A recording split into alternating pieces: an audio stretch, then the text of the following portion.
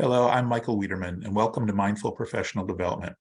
Today, I'd like to spend a few minutes sharing with you a metaphor or model that I find very useful when there's conflict, especially, and it's called the drama triangle, and it comes from psychiatry decades ago, but certainly is very useful and still applies today. And in a nutshell, here's what it involves. You have three players in the drama triangle. You have the villain, the person who has done something that a victim, in this case, feels was harmful.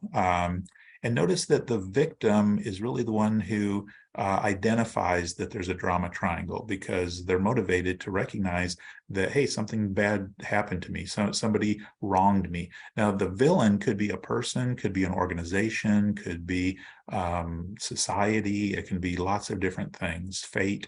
But many times we recognize one or more individuals who we recognize or label as the villain. Notice that the villain may not see themselves as a villain. They may not have had that intention.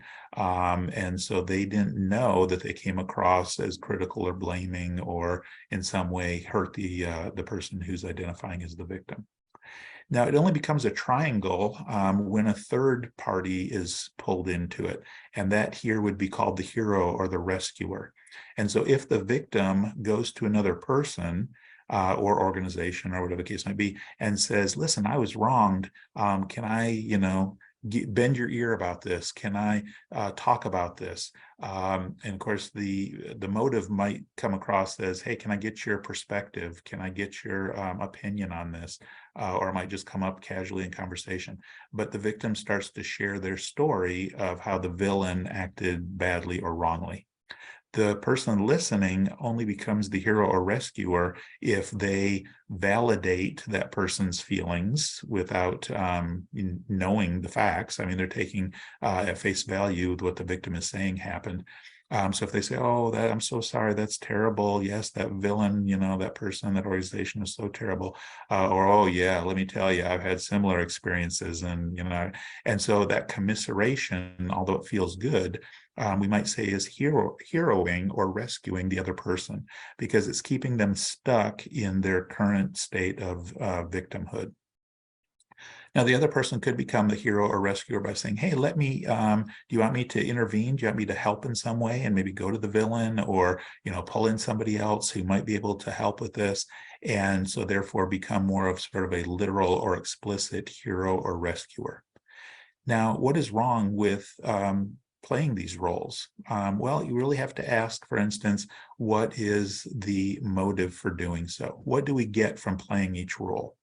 So many times, if somebody is dedicated to the victim role, it's because the commiseration feels good and being validated and taken care of and sympathized with. But also it keeps them from having to do very much because after all, they were the ones that are wronged, they're hopeless, they're powerless. Look what happened. So it keeps us from taking responsibility and also focusing on maybe other aspects of our lives. Of course, the hero or the rescuer gets the feeling of usefulness, being valued, and especially if the victim really praises them and appreciates them and so forth, then there's those good feelings. And if if the villain intended to be villainous, then that person might have gotten a sense of superiority, venting their anger and rage, not needing to recognize their own role in something that went wrong, being able to feel powerful. As there's lots of motives on all sides for playing these roles. But hopefully we can see that they're not necessarily healthy roles and they keep people stuck.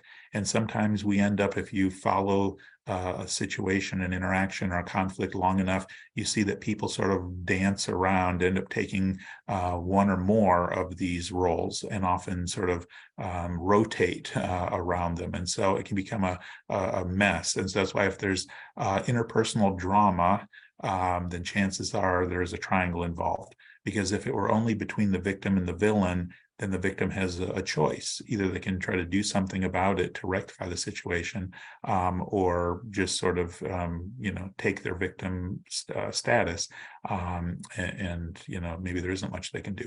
Again, it only becomes a triangle when we try to pull in other people. So hopefully just recognizing this possibility makes us a little more self-aware that whenever there's a conflict that has some drama attached to it, to question and ask ourselves, what role am I playing in this drama triangle? How is it playing out?